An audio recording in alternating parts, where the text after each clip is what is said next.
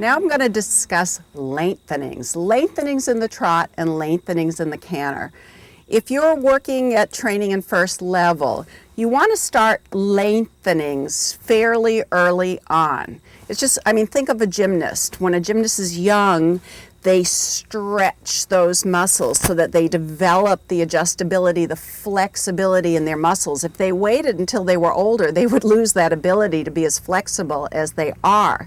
So once you have good working gaits, and I'll discuss that in a minute, you want to develop what I call the rubber band effect, suppleness, the horse's ability to lengthen his stride and lengthen his frame. And basically, let's talk about the working gaits for a second. In the working gaits, number one, you have to have a regular rhythm. Number two, in, for example, a working walk, the horse should overtrack. I like a nice, comfortable overtrack, about 6 inches or so. I get really nervous if I see a huge overtrack of maybe 12, 14 inches, because I know that horses who have a great big overtrack in the walk like that, it's very difficult to collect their walks without losing the purity of the walk. So a regular 4-beat rhythm in the walk with a comfortable overstride of a few inches. In a working trot, the horse should go in the regular 2-beat trot, regular rhythm, and he should track up. In other words, the hind hoofs should step exactly into the footprint made by the foreleg. In the working canter, you want your 1, 2, 3, 1, 2, 3, 1, 2, 3 regular rhythm of the canter. And if you were to see the horse's inside hind leg when it comes to the ground in a good working canter, it would step to the ground just underneath your foot. So that's a good working canter.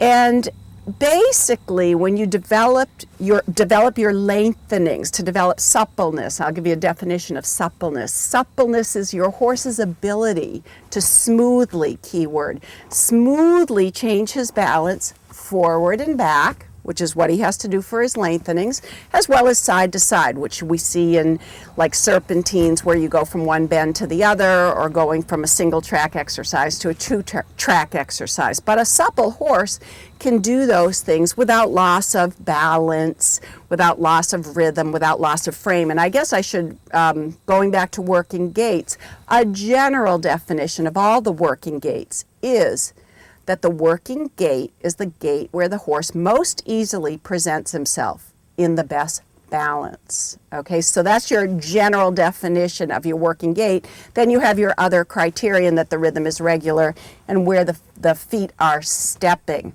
Now in the trot and in the canter, we are going to actually do lengthenings, where the horse will lengthen his stride and lengthen his frame. With your young horse at training in first level, you're not actually asked to do lengthenings. You're allowed to do what's called a free walk. And that's because we really don't want to mess with the walk with a young horse, because the walk is the easiest gait to destroy. So we go in a nice working walk, or you can even call it medium walk.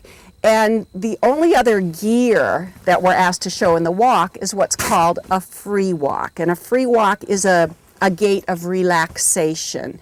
What the judges, if you were competing, want to see in a free walk is that the horse lengthens and lowers his head and neck, just like he does in your lengthening. But you have a choice with your free walk. You can do it on a long rein, or you can do it on a loose rein. And the way that we prepare for that free walk on either a long or a loose rein is exactly the same way that we prepare for our lengthenings in the trot and in the canter, and that's with our connecting half halt. So if you're a little fuzzy on that, you go back to that session on connection and review the combination of aids that connects the back end to the front end, where you close both legs as if you're asking for a lengthening, you close your outer hand in a fist, and you keep the horse's neck straight by twinkle, twinkle, twinkle on the inside rein for a period of 3 seconds.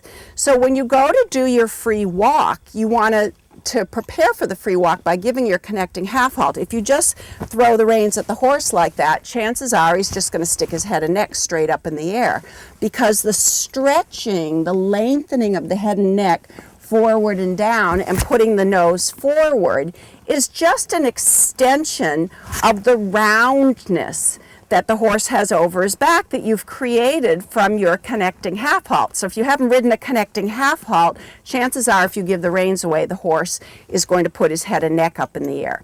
So since the free walk is a little bit different than the lengthenings, I'm just going to show you that first. So the first thing, remember, we need a good working gait, which means that our horse is in a regular 4-beat rhythm. 1, 2, 3, 4, 1, 2, 3, 4, 1, 2, 3, 4. And the free walk on a long or loose rein is a gait of relaxation. So I give my connecting half halt, add, add, add, and then I allow the reins to go, and I want my horse to go forward and down with his head and neck. And the stride should become a little bit longer, but he should remain very relaxed like this. So this is a free walk on a loose rein.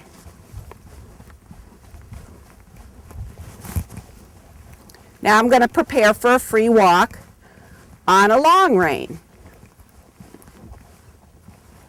So I do it the same way.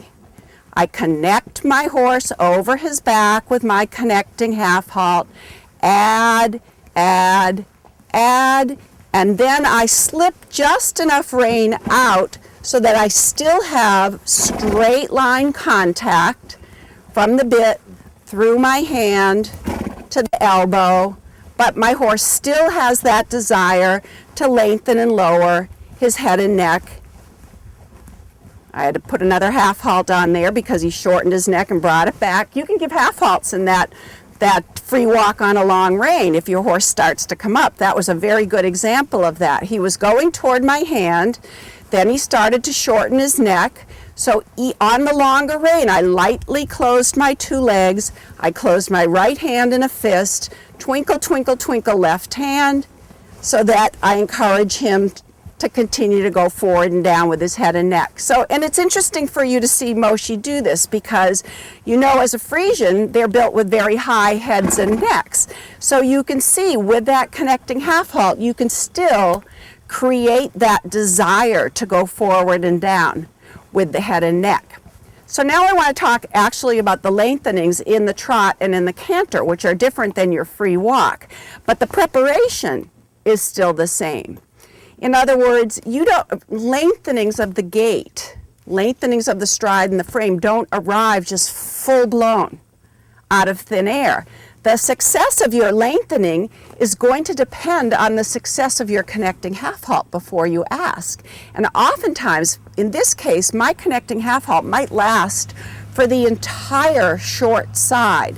And while I'm closing my legs and closing my outside hand in a fist and just playing enough on that inside rein to keep the neck straight, I use some images. You know how much I use visualization in my work. I use some images. And I think as I ride that connecting half halt through the entire short side, I think about coiling the spring of the hind legs so that when I allow my horse to go forward into the lengthening, he's got enough bending of the joints of the hind legs in order to do that. Another image that I hold in my mind is I think through that connecting half halt, through the short side, I think about getting the horse to bubble over, to almost boil over inside his skin, and I think 211 degrees, we're going 211 degrees, and then in a second we're going to boil over into 212 degrees. And I'm going to actually, getting back to that coil on of the spring exercise, I'm going to show you an exercise in a second about that. But I do want to make a note here. We're talking about taking your young horse who's training or first level, starting to develop that rubber band effect by doing lengthening. So you have 2 gears when you're working at those levels. Now, because you're training in your first level horses somewhat with the center of gravity toward the front legs, stands to reason that when you do your lengthening, the center of gravity will still be somewhat toward the front legs. Later on, when your horse is more advanced and you start doing collected gaits, the same theory applies when you ask for either medium or extensions, medium gaits or extended gaits, in that you want the horse to lengthen his frame and lengthen his stride, but the main difference is is that your medium and extended gaits grow out of collected gaits, where the horse's balance is more uphill, like an airplane taking off. So rather than being in more of a horizontal balance for your lengthenings, as he lengthens his stride and lengthens his frame, because you're starting your medium and collected gaits from, medium and extended gaits from collection, when they lengthen their stride and frame, they should still have that uphill look of an airplane taking off or a speedboat in the water. Now I'm going to hop off for a second, but I want you to watch this exercise that I'm going to do. I hope that it doesn't startle Moshi, but I want this coiling of the spring of the hind legs. I want to show you why your lengthening is created in the short side. You don't suddenly close your legs as you come to the long side and try to blast into a lengthening, because you can't pull it out of thin air. So let me just show you this. Think about my legs as being the hind legs of the horse. And let's say I don't have a lot of engagement. Remember, engagement means the bending of the joints of the hind legs. So if my hind legs are only bent this much, and I try to give my rider the maximum lengthening I can from a bend like this, that's as far as I can get off the ground.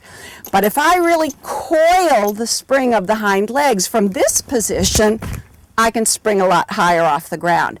And that's why your lengthening and then later on your medium and extended gaits depend on how much you engage the hind legs on the short side, how much coiling of the spring that the hind legs has so that your horse can just boing into the lengthening. So in a second I'm going to warm Moshi up and we're going to do some lengthenings, and I particularly wanted to use Moshi for this exercise, especially in the trot, because by nature Friesians don't have great lengthenings in the trot. They tend to just go faster and go up and down with their legs, and you might run into that with your horse when you start to do the lengthenings, that they know you want them to do more, so they just go faster and faster and faster. So I'm going to show you a process that I use to help teach Moshi that he does have another gear in his trot, not just his fast sewing machine trot. And so you might have to do this if you don't have a horse that naturally has a lengthening like one of the warm bloods. But if you have a horse like this, or maybe a quarter horse, you might have to go through this exercise. Now here's the exercise. You're going to do your connecting half halt through the entire short side to coil the spring of the hind legs, but rather than doing what you will do eventually, which is when you get ready to do your lengthening, you will soften your hands maybe 1 inch lower and 1 inch further forward, because you're allowing the horse to lengthen the frame. But in this beginning stage, you're not going to do that, because he's just going to lose his balance. So you're going to ride your connecting half halt through the corner, then you're going to keep the contact. In fact, you're going to make the contact a little bit heavier as you teach the horse that he does in fact have a second gear. And you're going to let him use your hands a little bit like a fifth leg. And then you're going to keep going. And when you're developing your lengthenings like this, round off the corners of the short side, because if you get interrupted by the corners by going across a diagonal or by coming down the long side, that might not be enough time for your horse to shift into overdrive. So the point is, we're going to coil the spring of the hind legs on the short side, increase the weight of rein as we ask for the lengthening, and then keep going, keep going, keep going, keep going, keep going, and keep asking the horse to lengthen. And one of two things will happen. Either he'll realize his little legs can't go any faster, and he shifts into overdrive, or he shifts into second gear, or however you want to say it, and he starts to take a couple of longer, slower strides. The moment he does that, even if it's 1 or 2 strides, bring him right back to the working gait and praise him.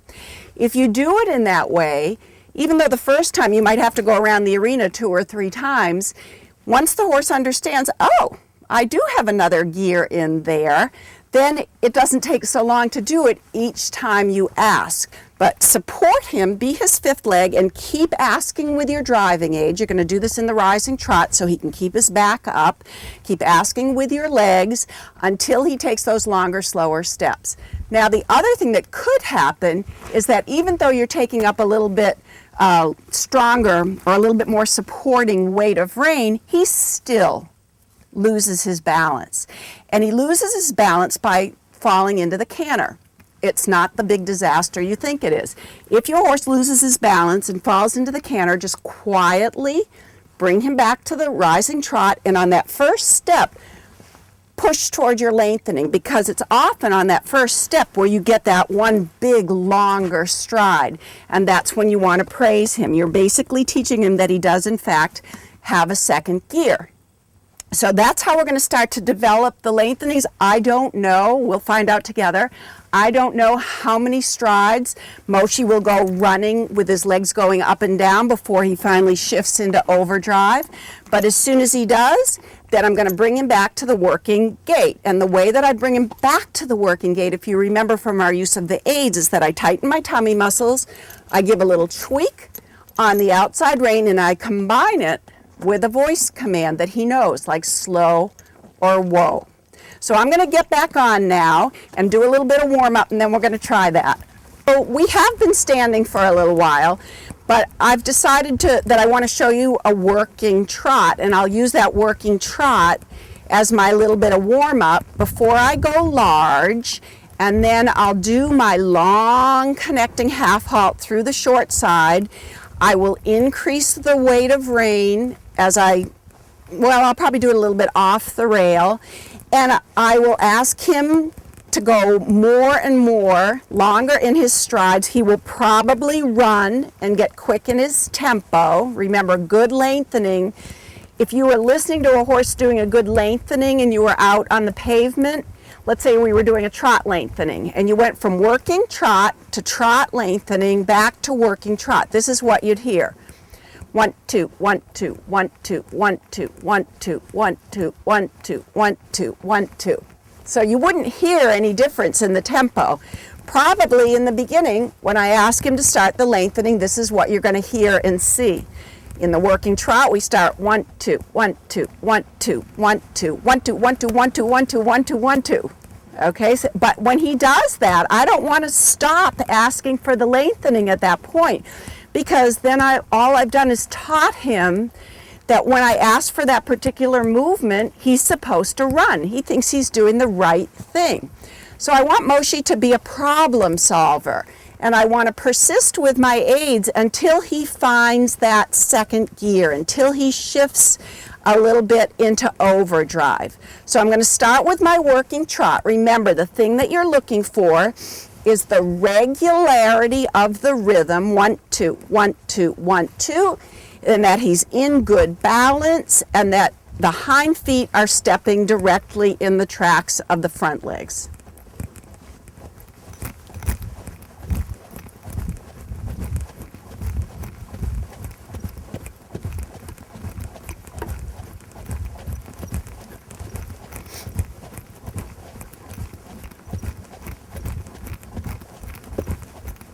So, good working trot. I'm gonna give my connecting half halt on the short side, build up power, and ask for the lengthening, supporting him in the rein.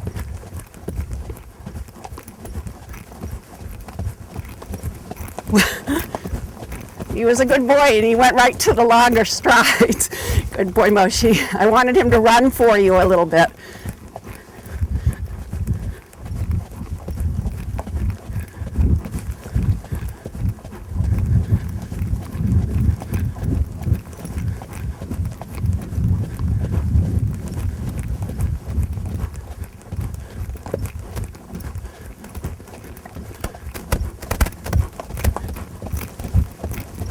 Good boy. Good.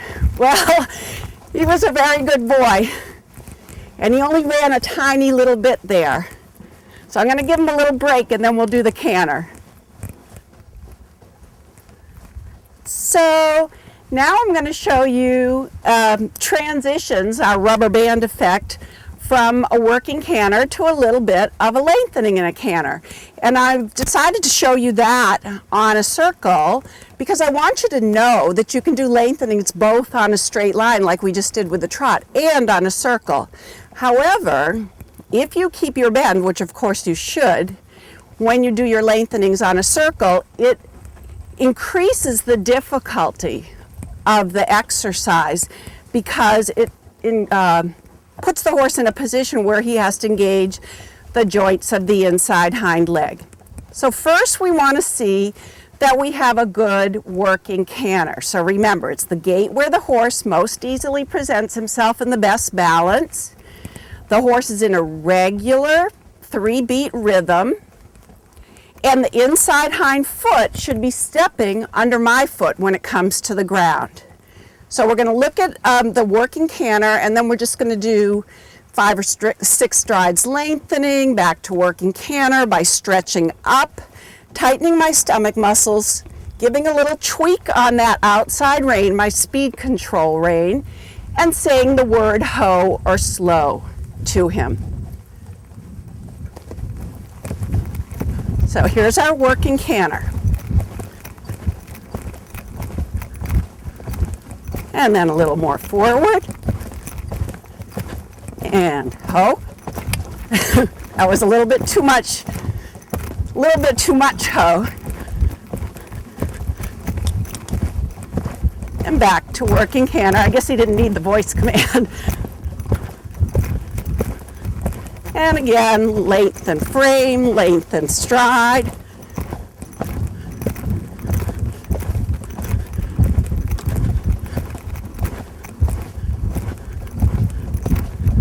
Rubber band, a little more forward and a little bit back. Good. Okay, so now what I'm going to do, just to finish this session, you saw the beginnings of the lengthening in the trot. Had he not shifted into overdrive after 2 or 3 quick strides, I would have kept going. I would have rounded off the short side of the arena, not gone into corners, and just kept going until he could find those longer strides. And now the same thing, working canter, just going working canter lengthening. But now I want to show you the same concept in the canter, but for a slightly more advanced horse, where he will lengthen his frame, lengthen his stride, but he's going to do that from collected canter so that his frame, his balance, remains uphill as we do a little medium canter. So now I need to collect him a little bit because he's been in his working gait mode.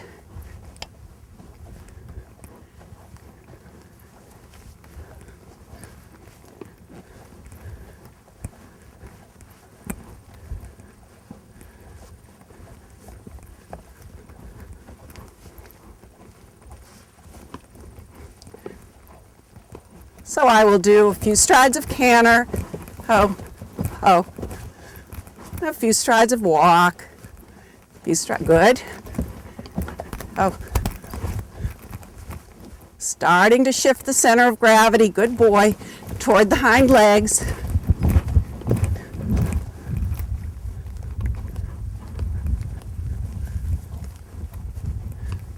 Good. I say good when I can feel on that strike off that he lowers his hindquarters. I feel his hips going down. And I'm asking that through my canter depart aids by, of course, closing my outside hand in a fist. Remember, that's my collecting rein as well. Good. Okay, so this is collected enough. So from this uphill balance, I ask for a little medium.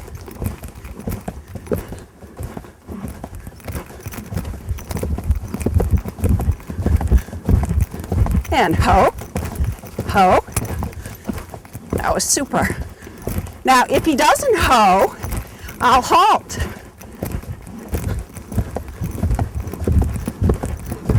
Hoe, hoe, hoe. If your horse does not listen to your back and your outside rein and your voice, halt. Turn your half halt into a full halt, and then retest. Oh, good boy, and then I can give the reins. That was super. I'm glad he made that mistake, because he has to be hot off those aids to come back to you, as well as the aids to go forward into the lengthening. So I just wanted to do a quick review because I covered a lot of stuff in that session. Basically, if you're working at training and first level, you wanted to develop 2 gears out of your working gait. You want to be able to lengthen the stride and frame and make your horse adjustable like a rubber band, that he can come back to your working gait, which is the gait where he most easily presents himself in the best balance. In the walk, you'll just do your free walk on either a long or a loose rein. Once your horse is a little more collected, you still want to have that rubber band exercise, that rubber band, that suppleness effect, but you ask for medium and extended trots and canters out of collected canters. So he still lengthens his stride and lengthens his frame in the same rhythm, remember, but he's in that uphill balance. But once again, I want to mention that the success of your lengthenings comes from what you do before the lengthening. To the degree that you can coil the spring of the hind legs and build power before you ask is the degree that the horse can boing into a big expressive lengthening. And then by the same token, even though he's going with a lot of power over the ground, he still has to listen to fingertip control. You stretch up, you tighten your tummy muscles, little tweak, and you give a collecting half halt to bring him back from either your lengthening or your medium or extended gait further down the road. And if he doesn't listen to that little collecting half halt, don't start pulling harder. In other words, don't start shouting with your aids. Instead, turn your half halt into a full halt. And I was able to do that for you once, where I used the exact same aids that I used in my half halt, but I carried it through all the way to a full halt in order to get him to halt.